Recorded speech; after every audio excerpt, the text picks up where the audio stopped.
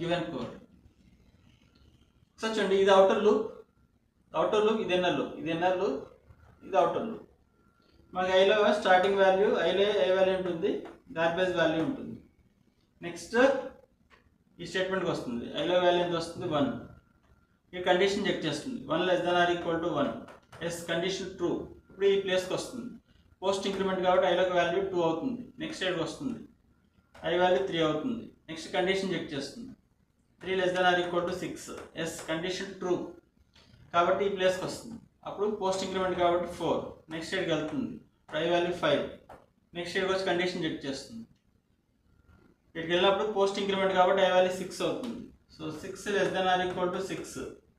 Yes condition true కాబట్టి ఈ ప్లేస్కి వస్తుంది.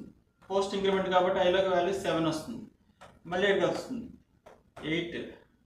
మళ్ళీ ఇక్కడికి వస్తుంది 9. ఇప్పుడు కండిషన్ చెక్ చేస్తుంది, 9 <= 6.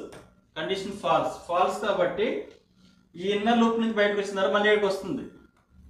ఇక్కడికి వచ్చినప్పుడు ఐ వాల్యూ ఎంత అవుతుంది, 10 అవుతుంది, పోస్ట్ ఇంక్రిమెంట్ కాబట్టి. నెక్స్ట్ ఇక్కడికి వస్తుంది 11. ఇప్పుడు కండిషన్ చెక్ చేస్తుంది, 11 <= 1. Condition false, then out of the loop. ఈ లూప్ నుంచి బయటకు వచ్చిన తర్వాత నెక్స్ట్ ఈ స్టేట్మెంట్ ఎగ్జిక్యూట్ అవుతుంది. అప్పుడు పోస్ట్ ఇంక్రిమెంట్ కాబట్టి ఐలో 1 వాల్యూ ఇంక్రిమెంట్ అవుతుంది, 12. సో ఐలో వాల్యూ ఎంత వస్తుంది, 12. So Alt F9, yes, Control F9, Alt F5. So 12 is the output.